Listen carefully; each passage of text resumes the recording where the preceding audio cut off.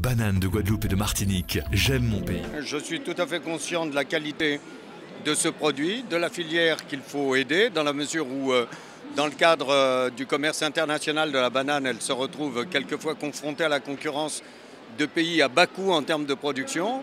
Et de ce fait, nos compatriotes ne connaissent pas assez la production et les qualités de ce que représente la banane d'outre-mer. Vous allez pouvoir en être le promoteur alors maintenant? Mais je l'ai toujours été parce que j'ai eu l'habitude, j'étais rapporteur du budget de l'outre-mer à la commission des finances et je voyais ce que pouvait représenter un certain nombre de productions locales, à la fois pour le commerce local, mais aussi pour l'image de ce que nous pouvons produire de qualité sur l'ensemble de nos territoires d'outre-mer. C'est important pour la banane de la Guadeloupe et de la Martinique d'être présente au Salon de l'Agriculture, puisque ce sont les 10 ans de l'UGPBAN, les 10 ans pendant lesquels nous avons fait un long chemin au niveau de la diversité, au niveau du respect de l'environnement. 10 années où les producteurs se sont groupés, se sont fédérés, ont créé beaucoup d'outils, ont créé un institut technique, l'Institut technique tropical, pour les aider à mettre en place des nouvelles techniques et pour les aider à réduire leur impact environnemental, c'est-à-dire l'utilisation de produits phytosanitaires. Et ça, c'était très très important, parce qu'effectivement, on se souvient tous de l'épisode chlordécone qui a encore aujourd'hui des effets, et c'était important pour les producteurs d'être vertueux en matière environnementale. Et donc, ces 10 années ont été consacrées à mettre en place des nouvelles techniques de production et à définir de nouveaux modes de production. Produire autrement, on est en plein dedans. Au niveau de l'Institut technique tropical, on travaille sur 5 champs d'action prioritaires. Le premier concerne l'agroécologie ou ce qu'on appelle l'agriculture de conservation. Le second, la sélection variétale, notamment dans la création de variétés de bananes tolérantes à la cercosporiose, aux cercosporioses jaune et noire, mais également tout ce qui est produits de santé végétale, donc homologation de produits pour la protection des plantes. On travaille également les aspects certification produits, avec une certification dédiée à la banane des Antilles, de Guadeloupe et de Martinique. Et également, on a un axe de coopération régionale où on travaille avec les îles d'à côté, avec Sainte-Lucie, la Dominique et la République dominicaine. Je suis en plus un scientifique. Et donc j'ai entendu des explications qui sont très importantes. La diminution de l'utilisation des insecticides, des pesticides, c'est tout à fait important. Et je crois qu'il est important de le faire connaître aux Français. Pourquoi ? Parce que la Guadeloupe et la Martinique ont fait des efforts bien plus importants que tous les autres pays. Moi, quand j'étais ministre de la Coopération, j'avais des ennuis avec Belize.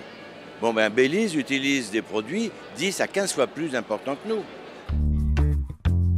Oui, mais ça prouve qu'à partir d'un produit de qualité, fabriqué par des gens qui font du travail, c'est pas facile, qui croient, il faut toujours faire de la valeur ajoutée.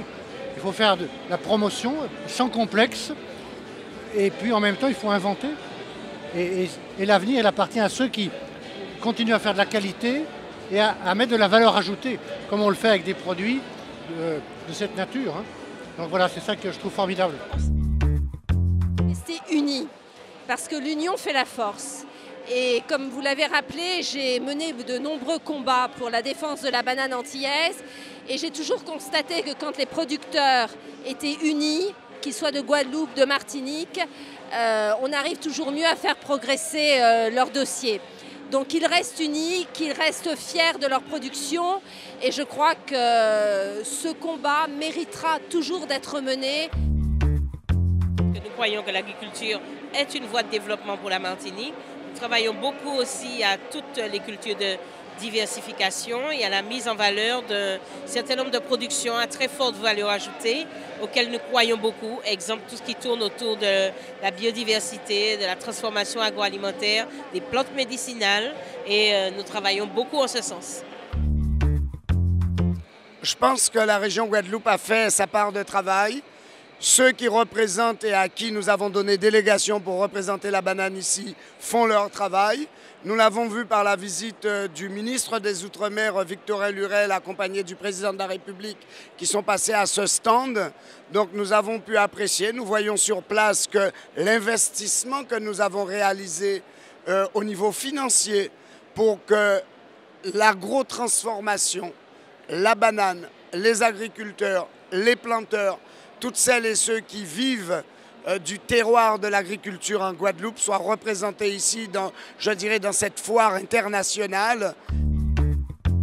Je le crois, c'est quand même l'un des stands les plus spectaculaires, probablement les plus demandés, qui met, je pense également, bien en lumière la richesse culturelle, la chaleur, l'amitié. Mais il n'y a pas que ça, il y a aussi le développement économique, la vision, la volonté de se battre, la solidarité, des valeurs qui sont éternelles, qui sont traditionnelles, dont je me plais à dire qu'elles sont malheureusement un peu trop oubliées en métropole et qu'elles sont d'une vivacité exceptionnelle en Outre-mer. Et ça fait partie aussi des raisons pour lesquelles nous devons en tout temps, tout lieu, toutes circonstances être aux côtés de nos compatriotes ultramarins. Donc pour moi, voilà, je suis là, je suis juste député maire de Troyes, ancien ministre, je vois des amis et je suis heureux d'être ici. Je pense que l'Union a montré à quel point elle faisait la force, puisque 10 ans après sa création, la production de bananes est confortée, elle est maintenue, elle se maintient, elle a su relever les défis.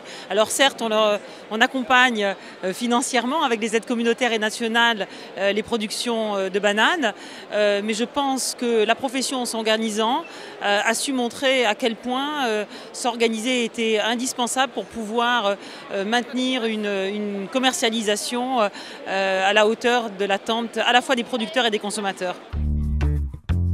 Alors on se demande, nous qui produisons la banane depuis pratiquement un siècle, pourquoi on a pris autant de temps pour s'unir. Parce que quand on regarde le chemin qu'on a parcouru en 10 ans, c'est exceptionnel. Je me dis, si on avait fait cette union il y a beaucoup plus longtemps, nous serions encore beaucoup plus loin. En tout cas, il ne faut pas regretter. Je crois qu'il y a un bon parcours, un bon chemin. Et c'est marrant de voir qu'aujourd'hui, on s'intéresse à la biodiversité, à l'environnement. Nous sommes des producteurs de notre terroir, nous aimons notre territoire. Et c'est la raison pour laquelle nous avons axé le thème sur la biodiversité. Il y a 10 ans, on donnait donc une filière qui était très moribonde, qui était proche de sa fin. Et au jour d'aujourd'hui, c'est une filière qui est ambitieuse, qui est conquérante, qui est active. Enfin, c'est vrai que c'était un beau challenge. Pendant une décennie, beaucoup de choses de faites, beaucoup de bons dossiers, de gros dossiers à faire, énormément de travail, avec des équipes qui ont été toujours très mobilisées. Et je pense qu'on peut être fier aujourd'hui de ce qui est devenu donc la banane de Guadeloupe et de Martinique.